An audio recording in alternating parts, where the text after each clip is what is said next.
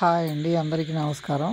ఈరోజు ఒక స్పెషల్ అండి. ఈరోజు చాలా 2 ఇయర్స్ నుంచి చూస్తున్నాను ఇప్పుడు చట్నీ చేసి చూపిద్దామా అని చెప్పి. ఇది నల్లేరు మొక్క అండి. ఇది నల్లేరు మీరు విన్నారో లేదో చూసారో లేదో నాకు తెలియదు. మేము చాలా చిన్నప్పుడు చూసేవాళ్ళము, కానీ నాకు చాలా సంవత్సరాల తర్వాత నాకు ఈ మొక్క పెట్టడానికి దొరికిందండి. ఈ మొక్క చిన్న కారు తీసుకొచ్చి పెట్టాను. 1 ఇయర్ వరకు పెద్దగా ఏమీ పెరుగుదల లేదు.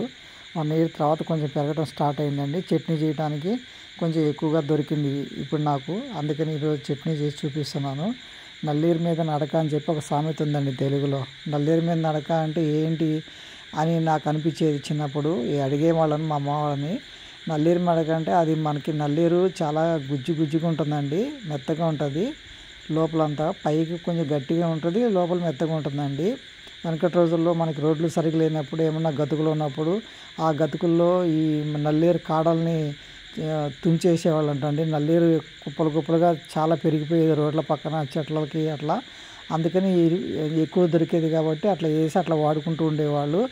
ఇప్పుడు అదే పెద్ద ఇప్పుడు ఒక సామెతలాగా ఏర్పడిపోయింది. నల్లేరు అంటే నల్లేరు మీద నడక అంటే ఈజీగా ఏమన్నా పని జరుగుతుందంటే దాన్ని నల్లేరు మీద నడకలా అని చెప్పి ఒక సామెతలాగా తీసుకుంటాము. అది చూసారు కదండి, నల్లేరుకి ఒక కాడ ఉంటుంది, తర్వాత ఒక ఆకు వస్తుంది, అట్లా ఉంటుందండి నల్లేరుది. అయితే నల్లేరుని క్లీన్ చేయడానికి కొంచెం కష్టం అండి. చిన్న ముళ్ళులాగా మనకు కనపడవు. అవి చేతికి గుచ్చుకుంటాయండి. గుచ్చుకొని చురుకుమంటుంది. నాకైతే ఒక 1.5 డే వరకు ఉందండి అది. అందుకు ఎంత ఆయిల్ రాసుకున్నా కూడా నాకు అట్లాగా అనిపించింది. ఫస్ట్ టైం చేస్తున్నాను నేను. నాకు చాలా సంవత్సరాల తర్వాత దొరికింది. నేను ఎప్పుడు చిన్నప్పుడు చూశాను అది. ఇట్లా మనం చుట్టూ ఉండే పైన తోలు తీసుకోవాలండి. ఊరికి వచ్చేస్తుంది. కొంచెం లైట్గా కత్తితో చాకుతో తీసుకొని బీరకాయ పీచులాగా చుట్టూ 4 పక్కల పీచు ఉంటుందండి. ఆ పీచు తీసుకొని నీట్గా కోసి కడిగి పెట్టుకోవాలండి. చూసారు కదా నల్లేరు ఎట్లా ఉందో. ఒక కనుపు దగ్గర ఒక ఆకు ఉంటుందండి. ఆ కనుపు దగ్గరే ఒక ఏర్లు కూడా వస్తాయి. అది ఒక కనుపు తీసుకొచ్చి నాటామంటే ఈజీగా బతుకుతుందండి. అది ఒకసారి వేసామంటే ఇంకా దానికి చావంటూ ఉండదు, ఎప్పుడు అది అట్లనే ఉంటుంది. కాబట్టి మనకి ఇంట్లో కుండీలో పెట్టుకున్నా కూడా బాగా పెరుగుతుందండి. ఈ విధంగా నిదానంగా జాగ్రత్తగా వాటిని అంతా పై తోలు తీసేసి కట్ చేసి పెట్టుకోవాలండి చిన్న ముక్కలుగా. లేత అయితే బాగుంటుంది, ముదిరిపోతే చాలా తొక్కు అంతా ఉంటుంది. దీంట్లో ఫైబర్ కూడా ఉంటుందండి. ఇది కాన్స్టిపేషన్కి కూడా చాలా యూజ్ఫుల్గా ఉంటుంది. అసలు అన్ని రోగాలకండి, చాలా రోగాలు నయమవుతాయండి దీనివలన. వెనకటి రోజుల్లో అంటూ ఉండేవాళ్ళు అసలు నల్లేరు పచ్చడి తింటే నడవలేని వాళ్ళు నడుస్తారని చెప్పి. అంటే బోన్స్కి సంబంధించి చాలా యూజ్ఫుల్గా ఉంటుందంట ఇది. కాబట్టి మనకి ఎప్పుడైనా దొరికినప్పుడు వేసుకొని మనం ఇంట్లో కానీ పెంచుకున్నట్లయితే కుండీలు అప్పుడప్పుడు తింటూ ఉంటే మంచిదండి మన ఆరోగ్యానికి కూడా. చాలామంది చెప్తారు నా దిష్టి తగలకుండా కూడా ఇంట్లో కూడా పెట్టుకోవాలి నల్లేరు అని చెప్పి అంటూ ఉంటారు. కొంతమంది హిందువులు అనుకుంటూ ఉంటారు. నల్లేరుతో కూడా ఏదో చేస్తారని నాకైతే తెలీదు.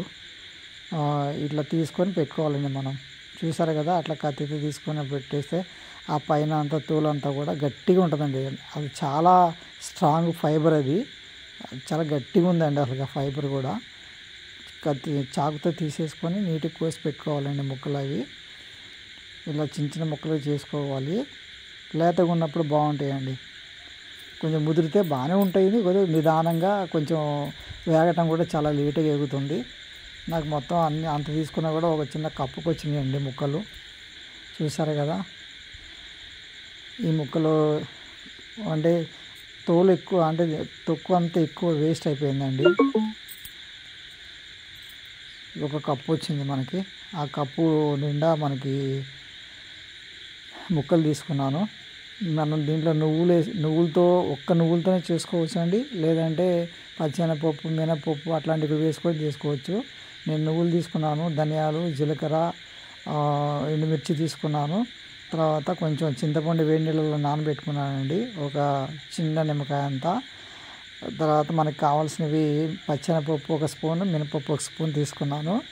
ఇవన్నీ ఒక స్పూన్ నూనె వేసి ఆ ఆయిల్లో అన్నీ కూడా దోరగా వేయించుకోవాలండి. మినపప్పు, పచ్చెనగపప్పు, తర్వాత ధనియాలు, జీలకర్ర ఇవన్నీ వేసి లాస్ట్కి ఎండుమిరపాలు వేసుకొని లైట్గా దోరగా వేయించుకోవాలండి.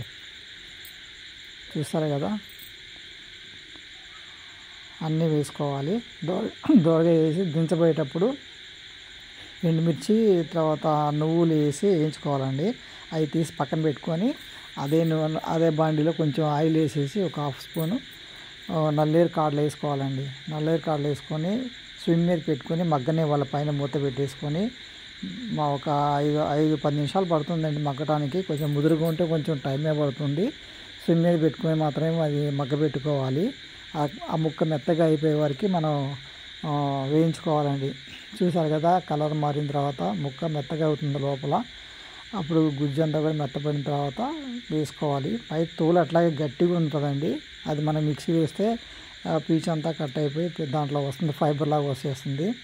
ఇవన్నీ కూడా మిక్సీకి వేసి కొంచెం 4 వెల్లుల్లి, ఉప్పు అన్నీ వేసి మిక్సీ పెట్టాలండి. తర్వాత కొంచెం చింతపండు, కొంచెం నీళ్లు వేసి వేడి నీళ్ళు నానబెట్టిన నీళ్ళు ఉంటాయి కదండి, అవి వేసుకొని మనం మామూలుగా చట్నీలాగా మిక్సీకి వేసుకోవాలండి. రోట్లో కూడా నూరుకోవచ్చు. చాలపోతే ఇంకొంచెం వేడి నీళ్ళు పోసానండి నేను. బాగా మిక్సీ పెట్టడం అంతేనండి. నల్లేరు కాడల పచ్చడి రెడీ అండి. నేనైతే పచ్చెనపప్పు మినపప్పు వేసాను. అవి లేకుండా కూడా మనం చేసుకోవచ్చు. ఓన్లీ నువ్వులతోనే చేసుకోవచ్చు. లేదంటే నువ్వులు లేకుండా పచ్చిమిర్చి, టమాటా వేసి ఇవి కూడా వేసి కూడా చేసుకోవచ్చు అండి చట్నీ. చాలా టేస్టీగా ఉంటుంది. ఇంగువ వేసాను, ఒక హాఫ్ స్పూను పోపు పెట్టానండి. చాలా మంచి టేస్ట్ వస్తుంది చట్నీకి. చాలా బాగుందండి. ఒకసారి మీరు కూడా ట్రై చేసి చూడండి. ఇంతేనండి, నల్లేరు కాడల చట్నీ రెడీ అయిపోయిందండి. Thank you for watching my video అండి. Thank you very much. ఒకసారి ట్రై చేయండి మీరు కూడా దొరికితే.